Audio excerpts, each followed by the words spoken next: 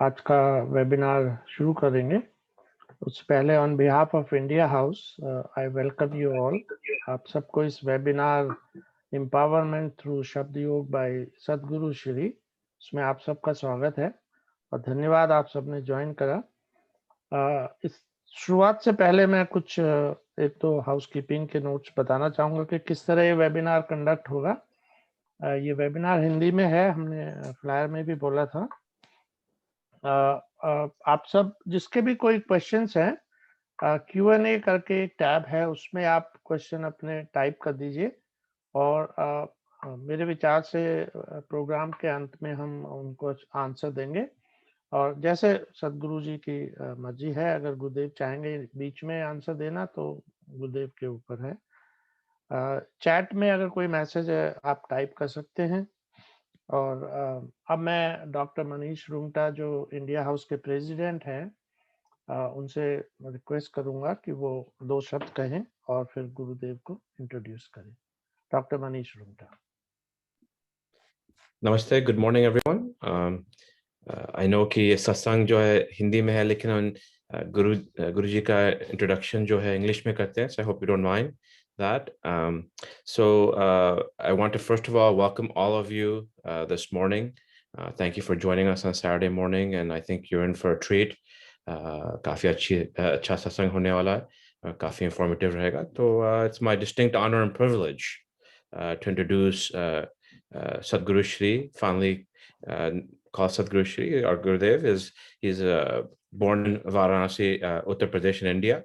He's a renowned spiritual guide, Vedic scholar, and also the founder of Sadguru Foundation, which aims towards the well-being of mind, body, and spirit. He's spent his early years in the holy city of Varanasi and graduated from the prestigious Banaras Hindu University. He spent his formative years in the service of his eternal guru, Baba Jai Gurudev Ji Maharaj, also fondly remembered as Swamiji. At the tender age of 12, he embarked on his journey into the spiritual world for higher consciousness under the guidance of Baba Jai Gurudev Ji Maharaj. He attained the light of knowledge after undergoing extreme levels of sadhana. And today's focus, which is Shabd Yoga, which is what Guruji is an authority on, basically about cosmic sounds. So he derives his energy and seeks one-on-one spiritual connection with his followers through this technique of Shabd Yoga, which is what Guruji will teach us about today. And he also teaches empowerment of self and integration with the primal sounds of his devotees. He has been able to bridge the gap between physics and Adhatma, thereby spreading his benevolence to non-believers, agnostics, cynics, and youngsters also. His spiritual solutions lead to a peaceful life, having provided life directions to numerous followers in India and abroad. He does not preach, I should say, blind adherence to meaningless rituals. Instead, due to his educational background and corporate experience, he provides real-life examples and current analogies to the complicated cosmic theories. His scientific and logical approach towards individuals' integration to the cosmos enriches and empowers those who come in contact with him. He has, by his way of sadhana, achieved a deep understanding of time and dimensions, as a result of which Guruji has transcribed the barriers of time and space. I can go on for a while. I know him well, and really, the key thing is that he is not here to just preach religion by any means. This is about spirituality and philosophies that transcend all religions, and really the whole concept of inclusiveness through meditation and Shabd Yoga being one of the techniques is what he's going to teach us about today. And again, it's my distinct honor and privilege to have him join us today. And thank you to all of you, of course, for joining us. Yeah, I think Manish ji kuch there seems to be Gurudev अभी technical issue वहाँ पे India में, गुरुदेव India से join कर रहे हैं। मैं थोड़ा देखता हूँ, एक सेकेंड।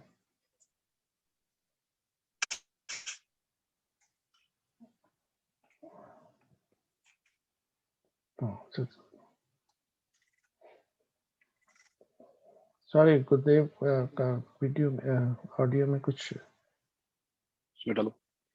हाँ, मीटिंग आईडी डालो फटाफट। गुरुदेव आपकी आवाज आ रही है पर वीडियो नहीं आ रहा है। हाँ बिल्कुल सही है।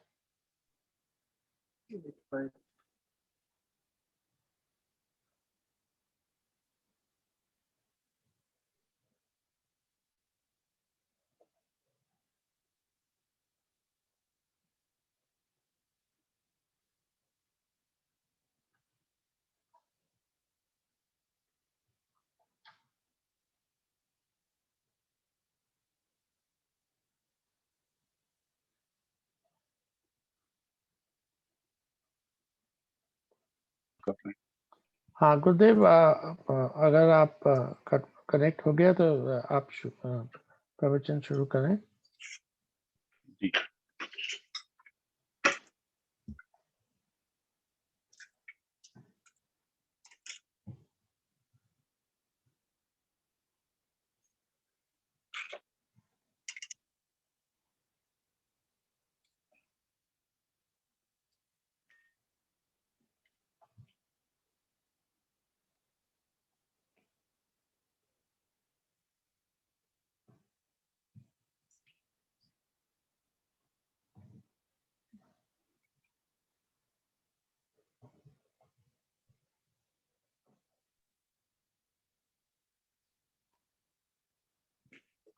आप सबको मेरी आवाज आ रही है?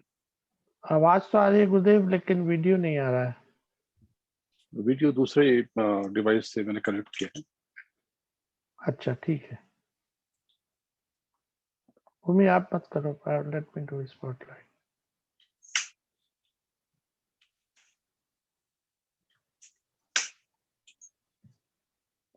गुरुदेव आवाज आ रही है, आपका वीडियो नहीं आ रहा है।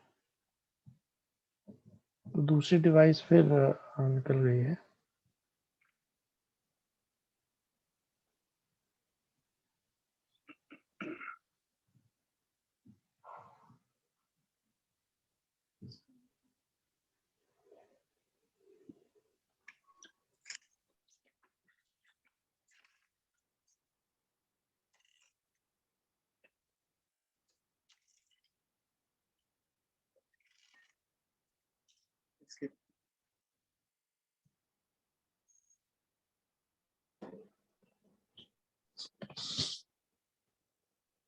प्रणाम, जय गुरु।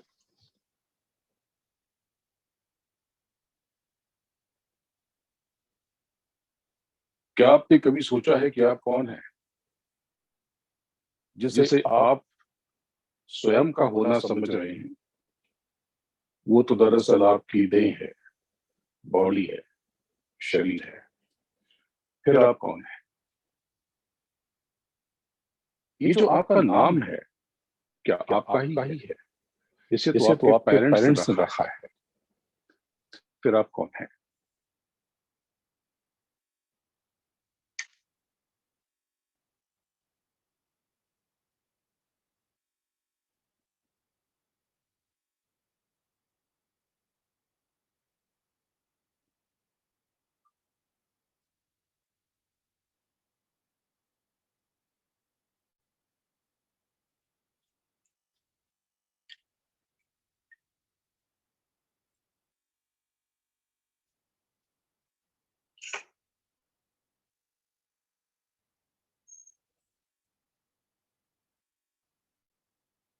क्या आप सब सुन पा रहे हैं मुझे? हाँ गुरुदेव सुन पा रहे हैं। आज थोड़ा नेटवर्क की समस्या है। कोई बात नहीं नेटवर्क गुरुदेव, आज आपको एक सुन भी पा रहे हैं और आपके दर्शन भी कर पा रहे हैं। अभी आप शुरू करें। तो ये जो आपका होना है, जिसे आप स्वयं को जानते और पहचानते हैं, क्या आप यही हैं? क्योंकि आपका ये नाम तो आपके पेरेंट्स ने रखा है। फिर आप कौन है? अगर मैं इसका कोई भी उत्तर दे दूं तो उसके सही और गलत होने की संभावना और दुविधा सदा बनी रहेगी। लेकिन अगर मैं आपको इसका बोध करा दूं, आपको इसका परिचय करा दूं, तो संदेह समाप्त हो जाएगा और आपका यकीन पुख्ता हो जाएगा। दरअसल आप कौन है इसका उत्तर जानने के लिए, इसका जवाब जानने के लिए जरूरी है खुद को जानना और पहचानना। बिना आप अपने आप को जाने किसी भी तथ्य को, किसी भी फैक्ट को जान नहीं सकेंगे। समूचा संसार जिस अलमाइटी की बात करता है, जिसे प्रभु, गॉड, वाहिगुरु, अल्लाह या अन्य नामों से पुकारता है और उसे जानने या पाने के लिए उसकी पूजा करता है, उसकी उपासना करता है, और हर कोई यही मानकर बैठा हुआ है कि मृत्यु के बाद उसके दर्शन होंगे, तो आप समझ लीजिए कि ऐसा कुछ नहीं होने वाला। आपकी मृत्यु के बाद क्या होगा?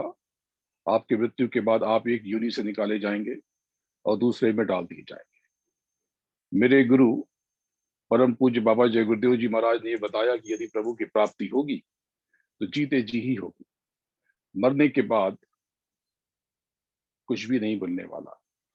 हिंदू मान्यताओं के अनुसार देह के अंत के पश्चात कर्मानुसार आप एक और देह में बांध दिए जाएंगे। भारतीय दर्शन के अनुसार आपका शरीर तो मैटर है, पदार्थ, इसको जड़ कहते हैं। ये शरीर स्थूल है, पर ये लिविंग थिंग यानी जीवित इसलिए है कि इसमें आत्मा है, इसमें रूह है और इसमें सोल है, जिसे आध्यात्म में सुरत कहते हैं। और यही आत्मा उस प्रभु का अंश है, उस परमात्मा का हिस्सा है। सवाल यह है कि जब प्रभु का अंश आप स्वयं हैं, आप खुद परमात्मा का हिस्सा हैं, तब आप भी तो छोटे मोटे प्रभु हुए। फिर आपकी ऐसी हालत क्यों है? तब आप इतने परेशान क्यों हैं? जवाब है इसलिए कि आप स्वयं को नहीं जानते और ना ही आप प्रभु को पहचानते।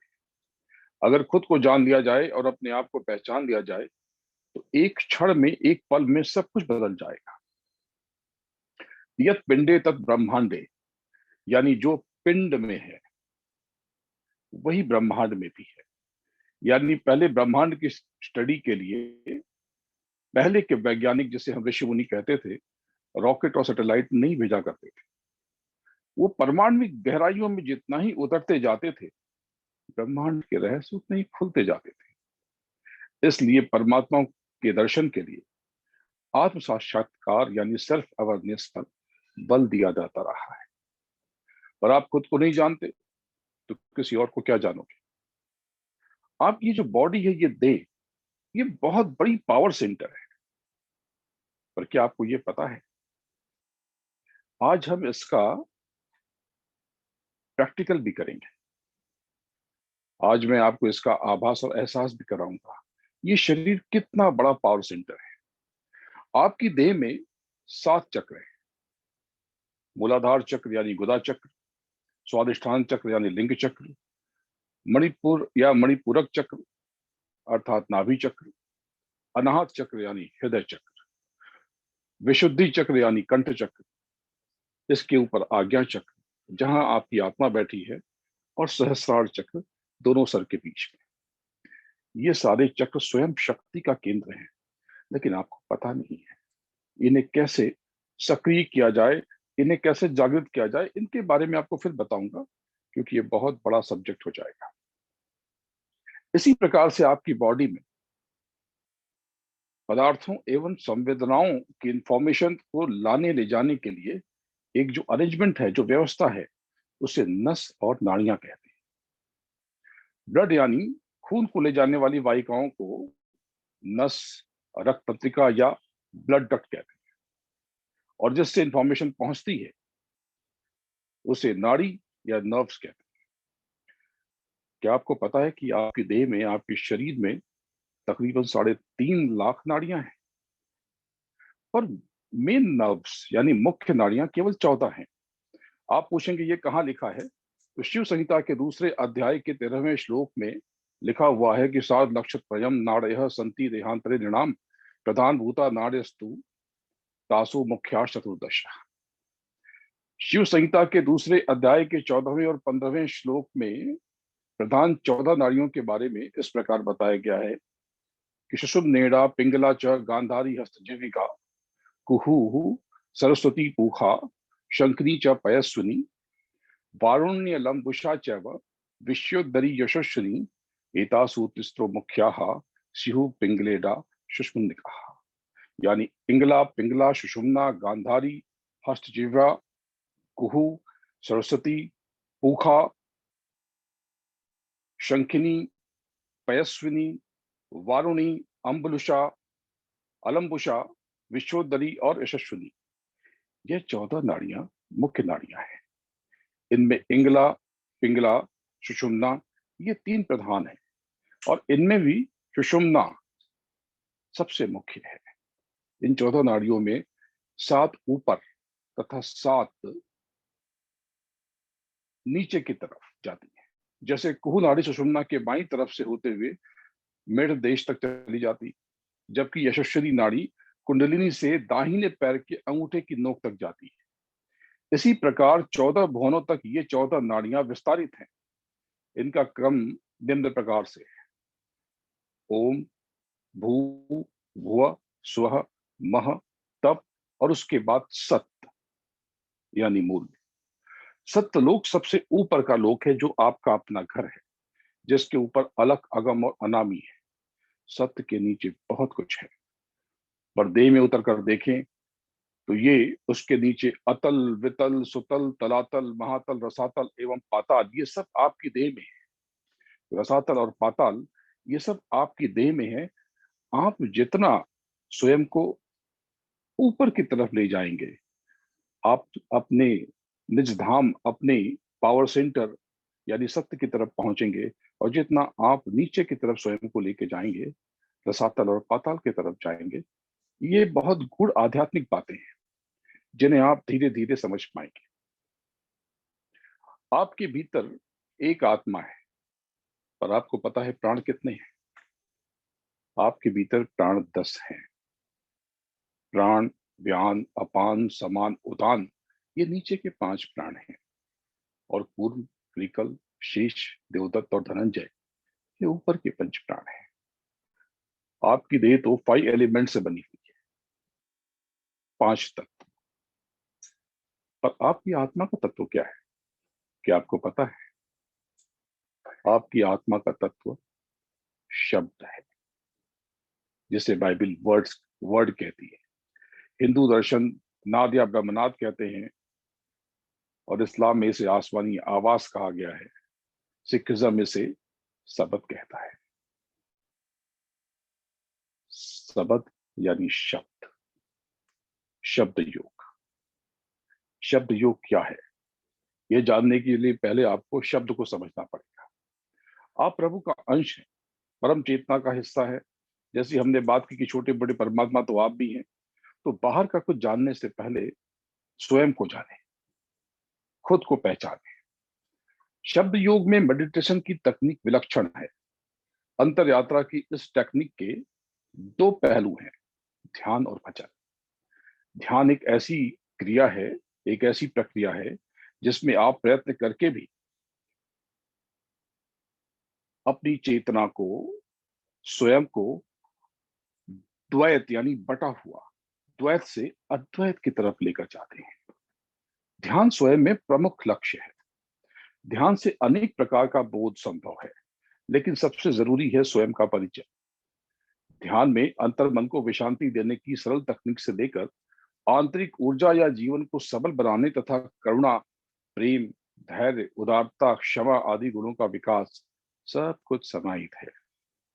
आध्यात्मिक पद पर ध्यान स्वयं में एक सोपान है। संक्षेप में समझे तो चित्त को एकाग्र करके किसी एक बिंदु पर केंद्रित कर देना ध्यान कहलाता है। इसके बाद दूसरी पद्धति है भजन। मेडिटेशन का दूसरा और अनिवार्य खंड भजन है। भजन का अर्थ गाना गाना नहीं है। भजन का अर्थ है ब्रह्मांडीय ध्वनियों के गान को सुनना। संपूर्ण सृष्टि का निर्माण नाद से हुआ है, जिसे आध्यात्म नाम या शब्द कहता है। कलयुग केवल नाम अधारा, सुमिर सुमिर भाव उतर ही पारा। इस्लामिक मान्यताएं इसे ही आसमानी आवाज कहती है। तो अगर कोई प्रभु है, अगर कोई भगवान है, तो आपको इसी भजन के और ध्यान के द्वारा जीते जी मिल जाएगा। मरने के बाद परमात्मा नहीं मिलता। तो इसे सीखना बहुत सरल है। मैं आपको संक्षेप में आज पहली बार इसे सिखाने की कोशिश करता हूँ। इसे आप कहीं भी कर सकते हैं, अपने काउच पर, बिस्तर पर, लॉन में, बीच पर, बालकनी में, टेरेस पर, बैकयार्ड में, कहीं भी, यत्र तत्र सर्वत्र, एनीवेयर। इसमें क्या करना है? पहली चीज है ध्यान। तो ध्यान में आपको इन दोनों आंखों को बंद कर लेना है। इन दोनों को आपको बंद कर लेना है और बंद करके दोनों आंखों के बीच से, जहां से आपको दृष्टि रोकनी है, और दृष्टि रोक करके एक काले बिंदु की तलाश करनी है। कोई कंपन नहीं, कोई विचार नहीं, आपको कुछ भी सोचना नहीं है। आज समय थोड़ा सा कम है, लेकिन आगे मैं आपको सिखाने की कोशिश करूंगा। जब भी मुझे अवसर मिला, मौका मिला, तो मैं आपको ये अनुभव कराऊंगा। अभी आप दोनों आंखें अपनी बंद कर लें। दोनों आंख बंद कर लें और दोनों आंखें कोई बीच से देखने की कोशिश करें।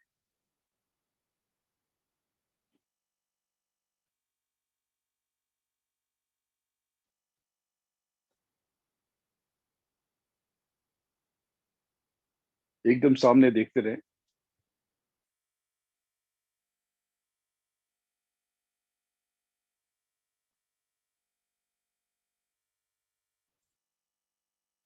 ये जो बबल्स आ रहे जा रहे, ये जो अंदर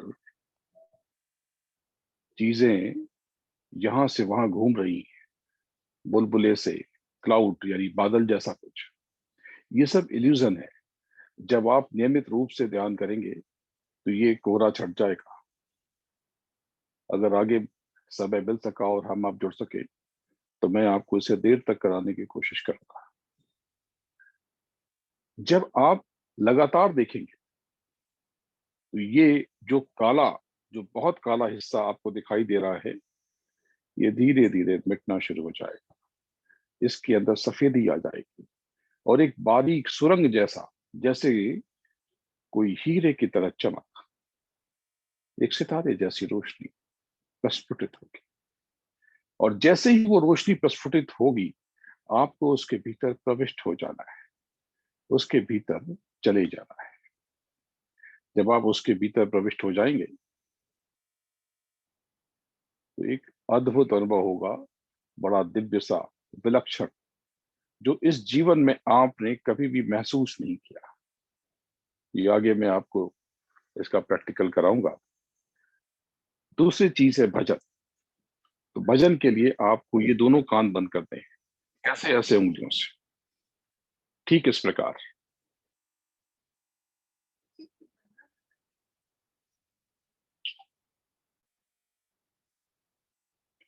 दोनों कान बंद करके आपको ये दोनों आंखों के बीच से और सर के मध्य से ऊपर चढ़ने की कोशिश करनी है।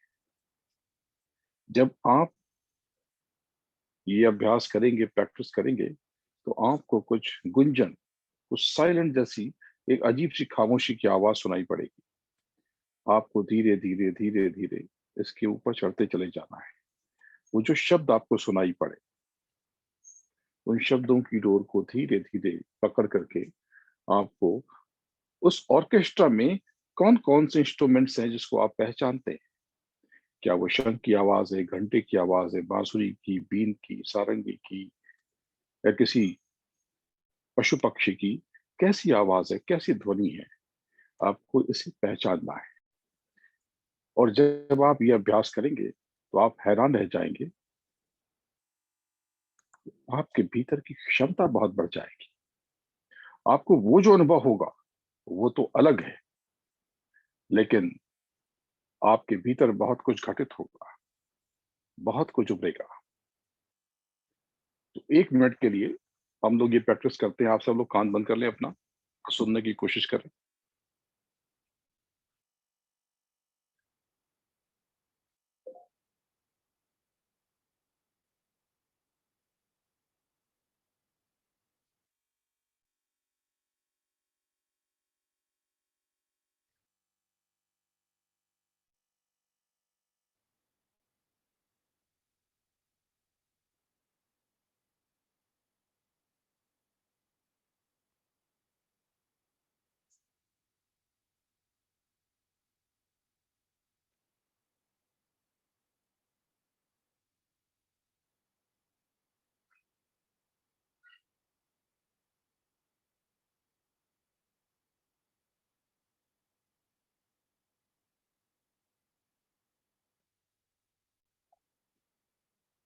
ये जो सीटी जैसी आवाज सुनाई पड़ रही है, ये कैसी आवाज है पता है?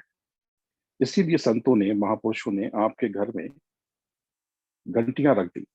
ये जैसे घंटी बजाओ आप लगातार, ये जो आवाज आती है ठीक वैसी ही आवाज है। जब इसे आप सुनने की कोशिश करेंगे तो आप पाएंगे ये बहुत कुछ आपके भीतर छुपा हुआ है। एक अनोखा जगत आपके सम्मुख खड़ा होगा। इसे अभी थोड़ी देर में मैं और प्रैक्टिकल कराऊंगा, थोड़ा ध्यान भी और थोड़ा भजन भी। क्योंकि जब आप बाहरी कानों को विराम देकर, विचारों के प्रवाह को रोककर इस आंतरिक संगीत को सुनने का अभ्यास करते हैं तो ये बड़ा इंटरेस्टिंग लगता है, बेहद रोचक और अद्भुत, बड़ा विलक्षण है ये। और इसे आपको विश्वास के साथ में अभ्यास करना होगा, क्योंकि इसमें खोने के लिए कुछ नहीं है। इसमें खोने के लिए कुछ नहीं है और इसमें कोई धोखा नहीं। इसमें आपको किसी को फीस भी नहीं देनी। आप अपने घर में बैठे हैं, अपने कंफर्ट में बैठे हैं, अपनी सुविधा में बैठे हैं। एक बात आपको ध्यान रखना है कि जब आप इस अभ्यास को करेंगे और आगे बढ़ेंगे तो आपके भीतर कई सारे केमिकल रिएक्शन होंगे, कई सारे। आपको खुद पे कंट्रोल करना होगा। जिसके अंदर स्पिरिचुअल अवेयरनेस आने लगती है तो आरंभ में, शुरुआत में कई बार ऐसा होता है कि उसको गुस्सा आने लगता है, वो इरिटेट होने लगता है, वो बेचैन होने लगता है, उसे घबराहट होती है। लेकिन आप नियमित प्रैक्टिस करते रहें, अभ्यास करते रहें। जब कभी बहुत गुस्सा आ जाए, क्रोध आ जाए, या फिर किसी और तरह की फीलिंग्स डेवलप हो जाएं, किसी के प्रति अच्छी या बुरी, या किसी प्रकार की और कामना विकसित हो जाए, या काम प्रबल हो जाए, इसके लिए मैं आपको बहुत अच्छा उपाय बताता हूं। जब भी कभी ऐसा महसूस हो, आप अपनी जीभ को मोड़ लें। ये आज की मुद्रा। कैसे करना है? इस जीभ को दांतों से ऐसे मोड़ लें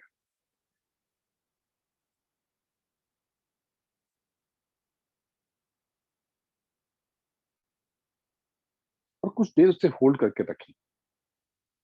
जब भी आपके भीतर जरूरत से ज्यादा काम पैदा हो जाए, क्रोध आने लगे, घबराहट होने लगे, बेचैनी होने लगे, सिर्फ 2 से 5 मिनट आप मोड़ के रखें।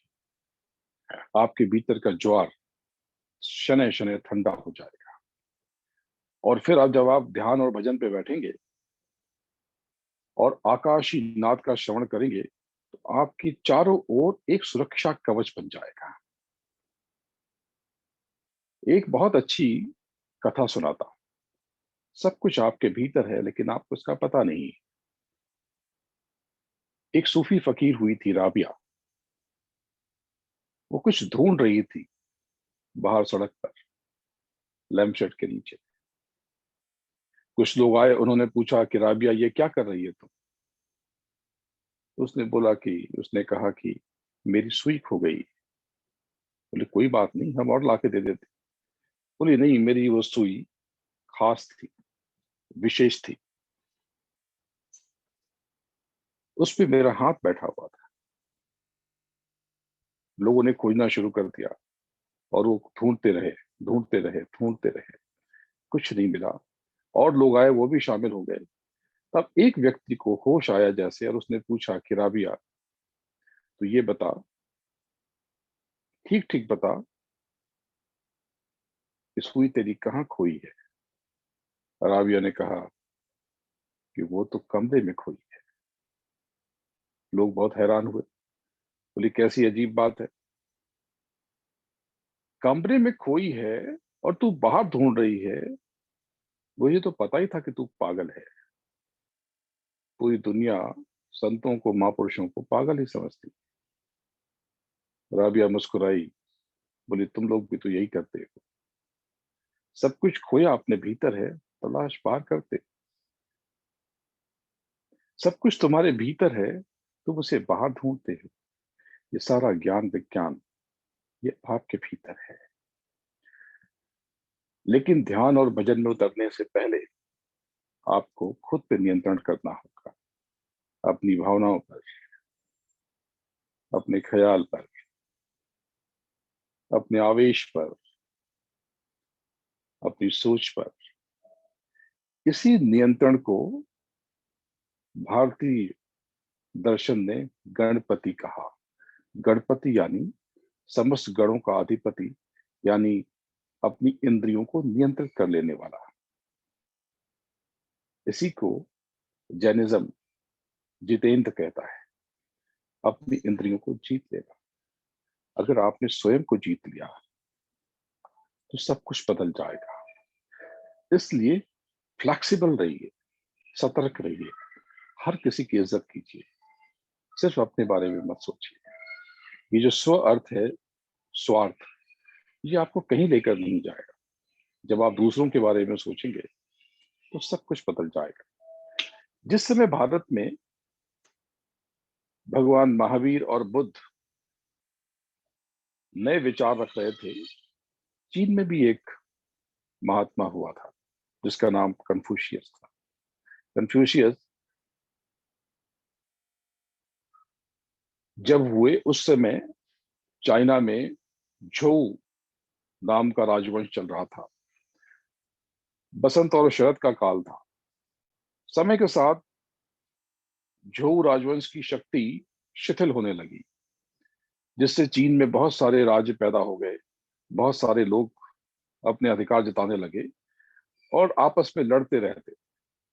ये हम सबके साथ होता है, हम सब हमेशा लड़ते रहते हैं, घर में, परिवार में, समाज में, देश में।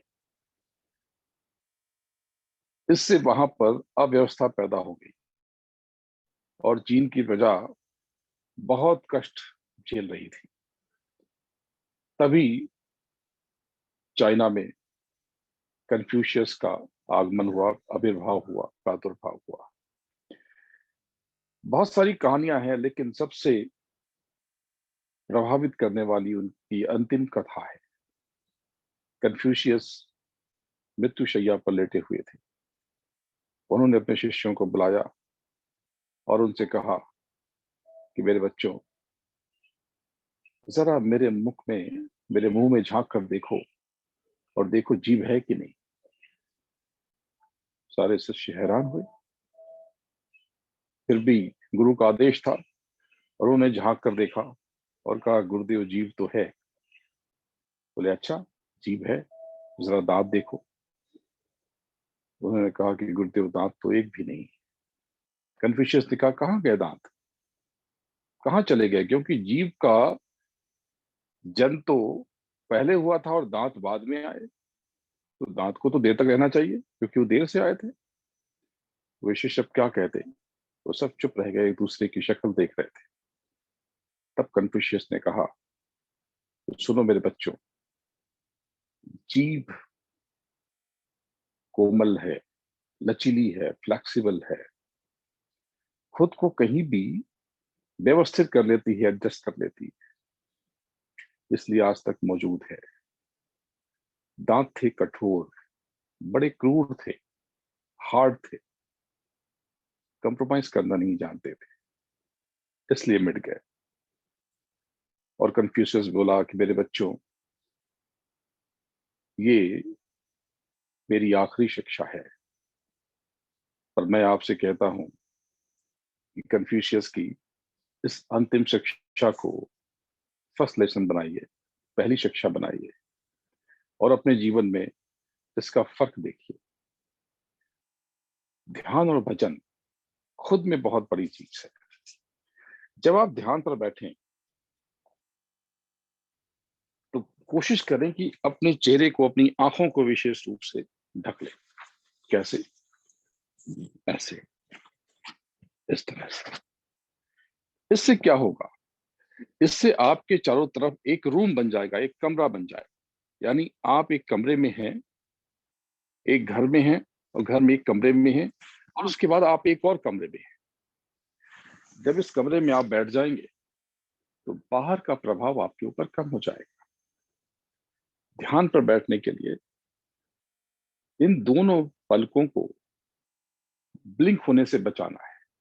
जब आप आंख बंद करते हैं तो अंदर भी ब्लिंकिंग होती है, अंदर भी पलकें हिलती, अंतर्दृष्टि हिलती। जब तक ये दृष्टि हिलती रहेगी आपको अनुभव ना हो सकेगा। आपको कोशिश करना होगा कि आपकी ये दृष्टि स्थिर हो जाए। इसके लिए क्या करना है आपको? इसके लिए पहले तो विचार शून्य होना है और एक जगह पर देखने का अभ्यास करना है, क्योंकि आपने कभी भी किसी भी चीज को या अपने किसी भी परिजन को बहुत देर तक निहार कर नहीं देखा। आप कहीं भी जाते हैं घूमने के लिए भी तो आप उस जगह को बहुत नहीं निहारते, आप फोटो क्लिक करने लगते हैं। ऐसी फोटोएं तो बाहर बहुत सस्ते में मिल जाती हैं, इंटरनेट पे आपको फ्री में मिल जाती। बेहतर होता कि उस तस्वीर को आप अपने भीतर उतार लेते, लेकिन आप ऐसा नहीं करते। आप उस फोटो को उतारने की जगह बाहर इकट्ठा करते हैं। आप कहीं भी जाएं, कहीं भी रहें, उस स्थिति का मुआयना करें और उसे एकटक देखने का अभ्यास करें। इसको थोड़ा और सीखने के लिए आपको मैं एक सलाह देता हूं, एक एडवाइस देता हूं। आप अपने वर्क स्टेशन पे एक निशान बना लें, कुछ न हो तो एक रेड मार्क बना लें और उसे देखते रहे खुली आंख से बहुत देर तक।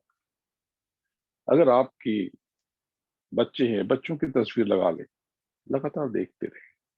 अगर आपके पास गुरु हैं तो गुरु की तस्वीर लगा लें, उनकी आंखों में, उनके चरणों में देर तक निहारते रहे, एक टक, बिना पलक झपकाए।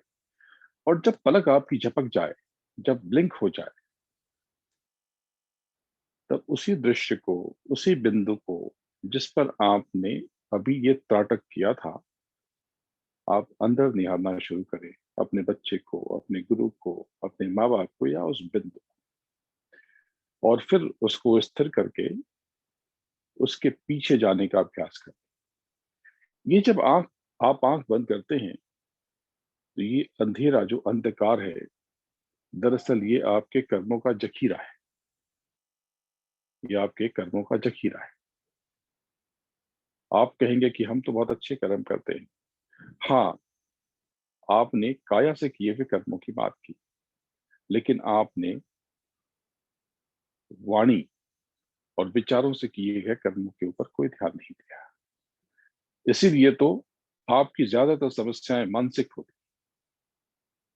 आपको बहुत मानसिक कष्ट होता है, आपको बहुत तनाव यानी टेंशन होता है, आप बहुत बेचैन रहते हैं, रेस्टलेस, क्योंकि आपने विचारों से बड़े उल्टे कर्म किए। आज भी आप उल्टा सोचते हैं, बहुत उल्टा। जब आपको सही विचार न सूझे, आपको सही रास्ता न दिखे, तो मैं आज आपको एक मुद्रा सिखाता हूं। ये आज की दूसरी मुद्रा। पहली मुद्रा मैंने बताई थी, जीव को मोड़ लेना। दूसरी मुद्रा है ये ज्ञान मुद्रा। आपके पास एक अंगूठा है और ये इंडेक्स फिंगर, ये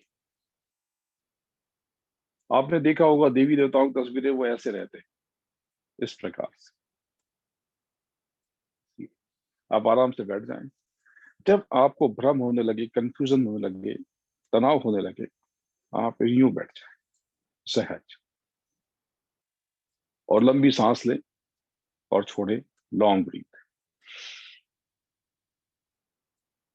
होल्ड करें, पहले 10 तक, 10 तक काउंट करें और फिर छोड़ दें।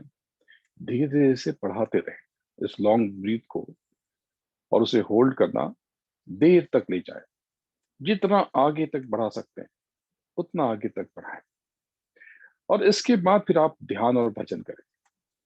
आपको परिवर्तन दिखाई देगा। आपको अपने भीतर एक अलग तरह का रूपांतरण महसूस होगा। आपके भीतर बहुत ताकत है, बहुत शक्ति है। जैसे आप सबको 2-4 लैंग्वेजेस आती हैं। अमेरिका में आपके यहाँ पर मैंने देखा है कि आपको इंग्लिश के साथ में स्पेनिश भी बहुत से बच्चों को आती है। जो इंडिया से उन्हें हिंदी भी आती है, और जो इंडिया के अलग-अलग पार्ट से हैं, कोई गुजरात से उसे गुजराती भी आती है, कोई महाराष्ट्र से है तो उसे मराठी भी आती है, कोई साउथ से है तो दक्षिण की भाषाएं भी आती हैं। लेकिन आपको बहुत सी भाषाएं नहीं आती। क्यों नहीं आती? क्योंकि आपने सीखा नहीं है। आपने सीखा नहीं है। लेकिन जिसने सीखा है वो बोल सकता है। जैसे या आप में से बहुत लोगों को स्विमिंग आती है। आप बहुत से लोग स्विम कर लेते हैं, लेकिन बहुत से लोग नहीं कर पाते। जिनको स्विमिंग आती है, तैरना आता है, उसको अगर पानी में डाल दिया जाए तो वो तैरने लगता है और डूबता नहीं है, बच जाता। लेकिन जिसे तैरना नहीं आता, अगर उसे पानी में डाल दिया जाए तो क्या होगा? तो वो डूब जाएगा। उसका डूबना तय है। क्या फर्क है इन दोनों में? जिसको तैरना आता है और जिसको नहीं आता, क्या दोनों के शरीर में कोई फर्क है? नहीं। क्या दोनों की लंबाई, चौड़ाई, मोटाई में फर्क है? उस फर्क से कुछ नहीं होगा। तो फिर वो क्यों डूब गया और वो क्यों तैर रहा है? इसलिए कि जो डूब गया उसने तैरना नहीं सीखा। जो स्विम कर सकता है, जो तैर सकता है, वो उड़ भी सकता है। लेकिन आपने उड़ना नहीं सीखा। आपके अंदर बहुत क्षमता है। अभी डॉक्टर रुंगटा ने एड्रेस किया। वो डॉक्टर है और उन्हें मेडिसिन पढ़ा। उन्होंने, वैसे बहुत से कम लोगों को पता है कि वो इंजीनियर भी है और साथ में डॉक्टर भी है। ये कमाल की चीज है कि दो दो चीजें उन्होंने पढ़ी। वो डॉक्टर हो गए, इंजीनियर हो गए। लेकिन जो नहीं हो पाए वो क्यों नहीं हो पाए?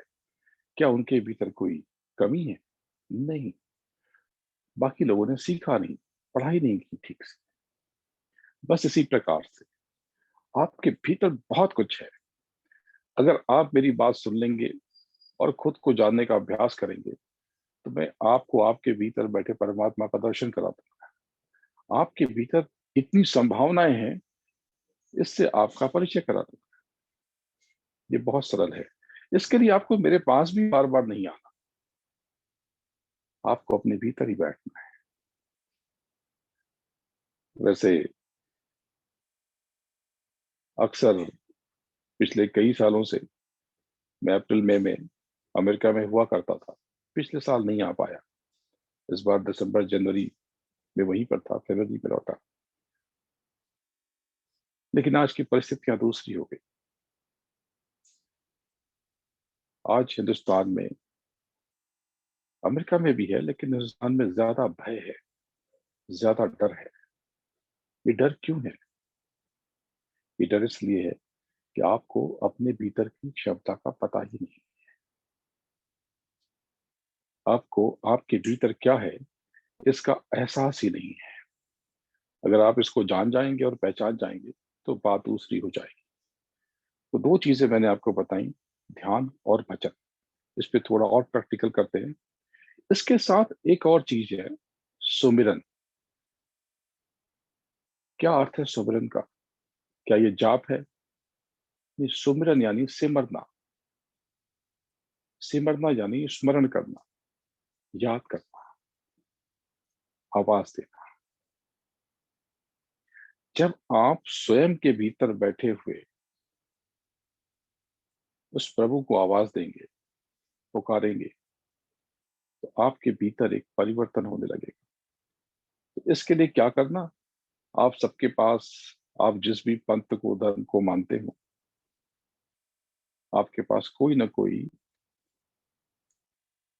मंत्र है या नाम है।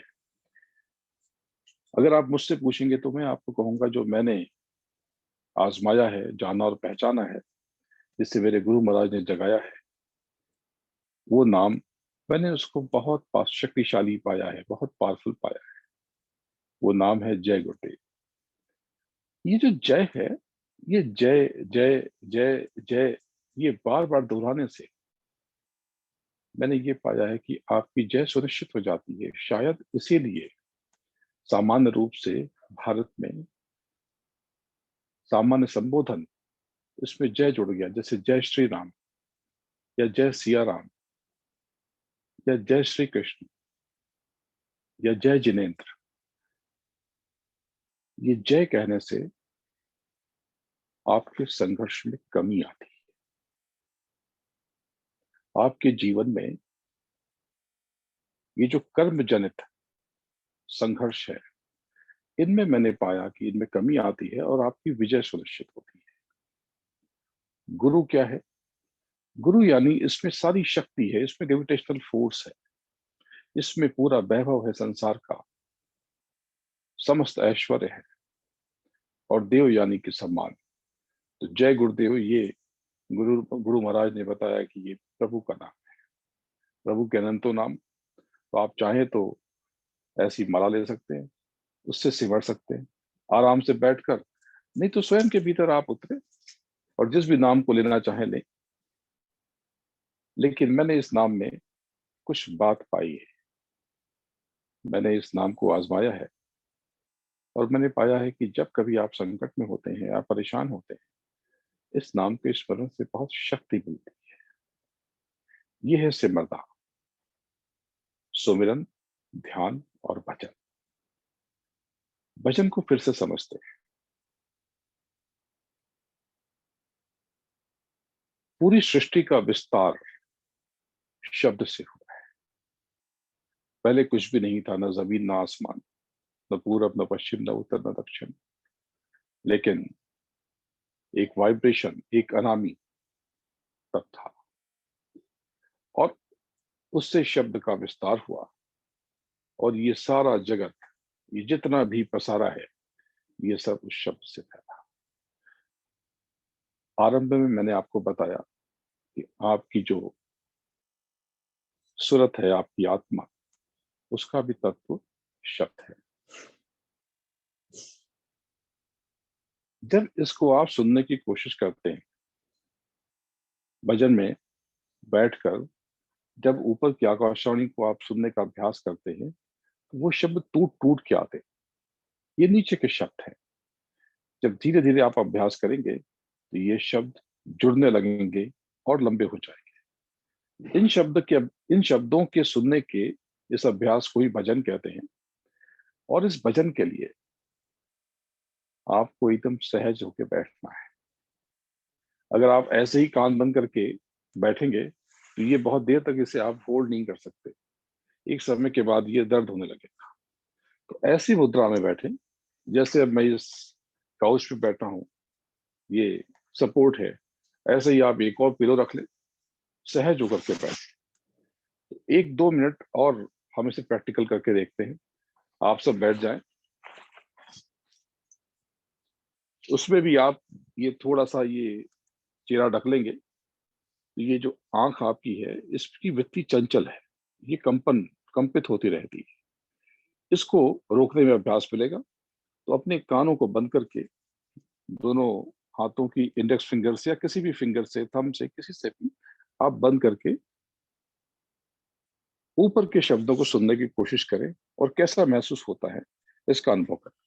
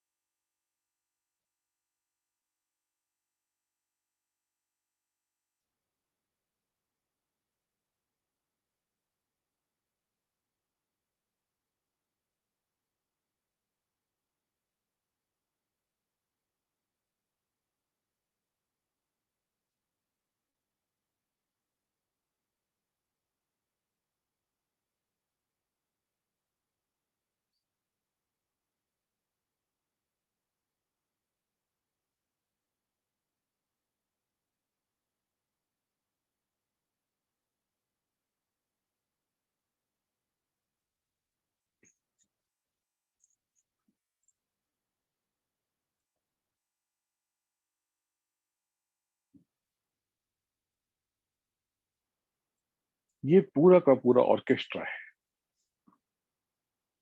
जब आप सुनने की कोशिश करेंगे तब आप पाएंगे कि ऊपर एक झंझनाहट सी है, एक सनसनाहट सी है, लेकिन इन शब्द की डोर को, इस धार को धीरे धीरे पकड़ के आपको ऊपर चढ़ना है। इससे क्या होगा? इससे आपके भीतर अचानक से बहुत शक्ति प्रकट होगी। आप एक महीना अभ्यास करके देखें, आपको अपने भीतर एक ताकत का एहसास होगा। धीरे धीरे आप समय बढ़ाते जाएं। पहले आप 15 मिनट से 15 मिनट से शुरू करें। इसके बाद धीरे धीरे आप इसके समय बढ़ाते जाएं और अपने भीतर आप परिवर्तन महसूस करें। ये शब्दों की धार धीरे धीरे लंबी होती जाएगी, बहुत लंबी, बेहद लंबी। और ये शब्द शनय शनय परिवर्तित होते जाएंगे। पहले जो शब्द का परिचय होगा, जो मैंने आपको शुरू में बताया कि जैसे घर के मंदिर की घंटियां होती हैं, इसके पश्चात ये घंटियां धीरे धीरे इसकी ड्यूरेशन और लंबी होती जाएगी। जैसे फिर कोई बड़ा घंटा जहां से वहां गूंज रहा, जैसे पूरब से कोई घंटा चला पश्चिम की तरफ, और उस आवाज में, उस नाद में, उस शब्द में इतनी कशिश,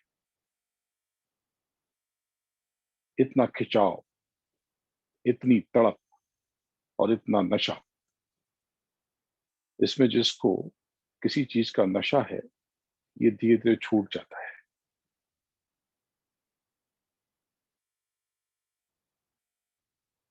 इस अभ्यास से, ध्यान और भजन से, जो उल्टी आदतें हैं, जिसको हम बुरी आदतें कहते हैं, ये धीरे धीरे तिरोहित होती चली जाती है।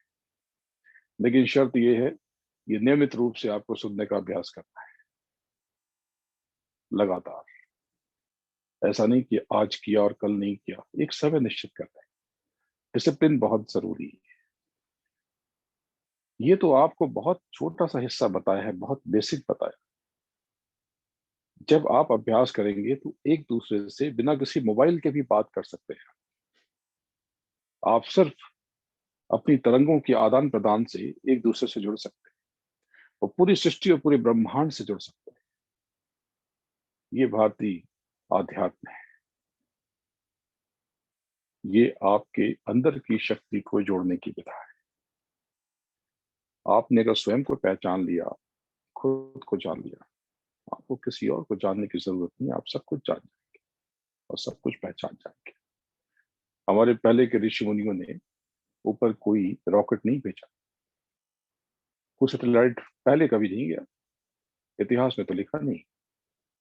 लेकिन कैसे उन्होंने काल की गणना कर ली, ग्रहों की गणना कर ली, कैसे उन्होंने इतनी बड़ी बड़ी गणनाएं कर डाली, धरती से लेकर के सूरज की दूरी नाप ली और सारी ग्रहों की दूरी नाप ली। दरअसल उन्होंने सूक्ष्म को जान लिया। जब आप सबसे छोटी इकाई को जान लेते हैं तो सबसे बड़ी इकाई को जानना आसान हो जाता है। इकाई यानी यूनिट। जब आप खुद को जान लेते हैं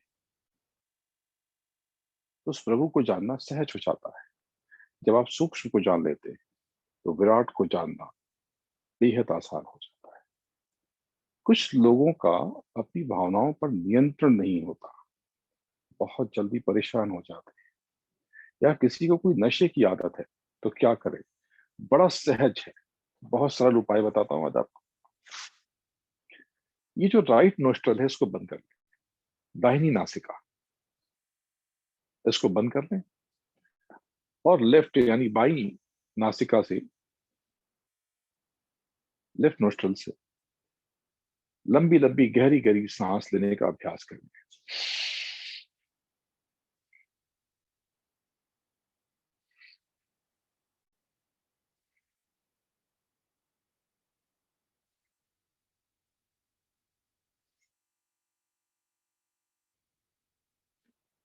गहरी गहरी इससे क्या होगा? इससे आपके अंतर में शक्ति आएगी।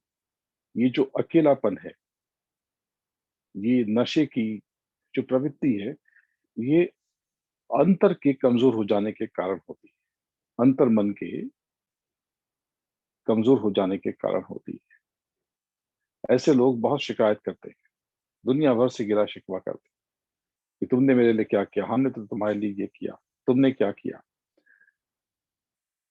नशा इसलिए होता है कि उसके भीतर बहुत बड़ा वैक्यूम बन जाता है और उसमें वो फंस जाता है।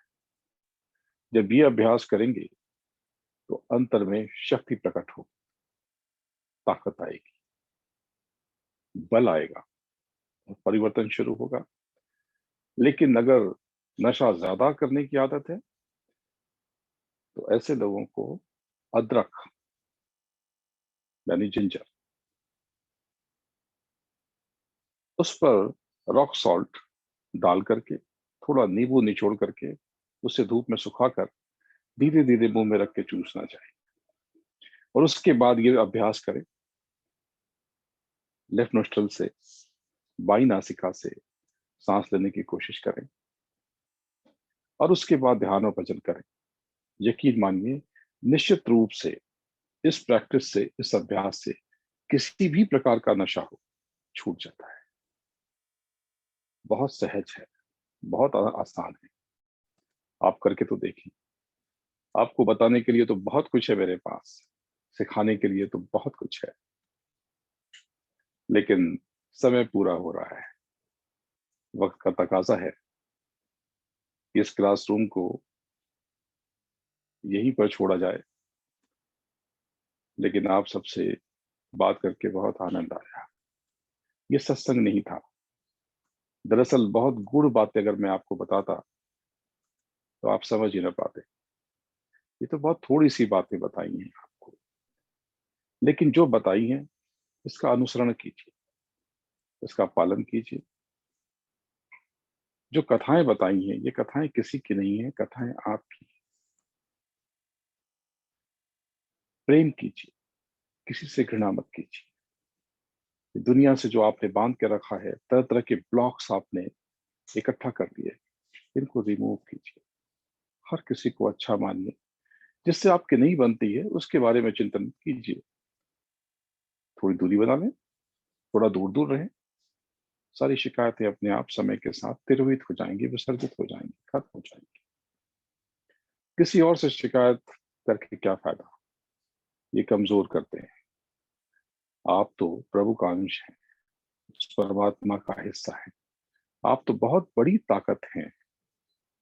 आप शिकायत की वस्तु नहीं है। शिकायत आपके ऊपर शोभा नहीं देती। शिकायत न करें, शिकवा न करें। सारे गिला शिकवा को छोड़ करके इन गिले शिकवे से ऊपर उठकर स्वयं को जाने और पहचाने, पूरे जगत से प्रेम करें। ये जगत आपका भी है, परमात्मा आपके भीतर है। वो प्रभु आपसे बहुत प्रेम करता है और मुझे भी आप सबसे बहुत लगाव है। आपके भीतर बैठे परमात्मा को मैं प्रणाम करता हूँ। नेटवर्क में थोड़ी असुविधा हो गई, लेकिन जल्दी ही अवसर मिला तो हम आप सबसे फिर से जुड़ा, मुलाकात होगी, फिर से जुड़ेंगे और आप सबसे दो शब्द कह करके बहुत सुख मिला, आनंद आया। अपने गुरु महाराज के चरणों में शीश नवाता हूँ और आप सब में, आप सबके भीतर विद्यमान आपकी आत्मा जो उस प्रभु का अंश है, उसको प्रणाम करता हूँ। प्रणाम। जय गुरुदेव। जय गुरुदेव।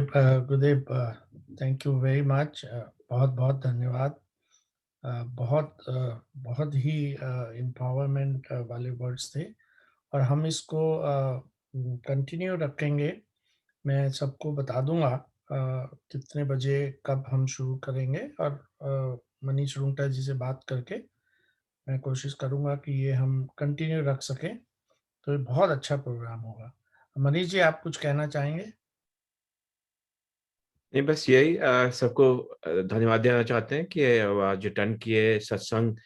अटेंड किए। जो 2-3 प्रिंसिपल्स जो टेक्निक्स जो गुरुजी बताए हैं वो हम प्रैक्टिस करेंगे, और अगली बार फिर जल्दी मिलेंगे हम लोग फिर, और अपने अपनी एक्सपीरियंसेस बताएंगे कि वो प्रैक्टिस से क्या क्या चेंजेस आए हैं। तो यही कोशिश करेंगे हम लोग, और जल्दी फिर मिलेंगे। और सबका धन्यवाद कि आज सैटरडे मॉर्निंग यहाँ पे अमेरिका में है तो अटेंड किए, तो सबका शुक्रिया। गुरुदेव नमस्कार। सबको हम सूचित कर देंगे जैसे भी प्रोग्राम बनेगा, या तो वेबिनार फॉर्मेट में रखेंगे। और क्वेश्चन आंसर आज नहीं ले पाए गुरुदेव, अगली बार हम कोशिश करेंगे कि जी जरूर, 10 मिनट पहले क्वेश्चन आंसर ले लें। बिल्कुल जैसा आप जिस तरह करना चाहें। बिल्कुल। धन्यवाद मनीष जी, बहुत बहुत थैंक यू, सबका थैंक बहुत यू। बहुत धन्यवाद। जय गुरुदेव।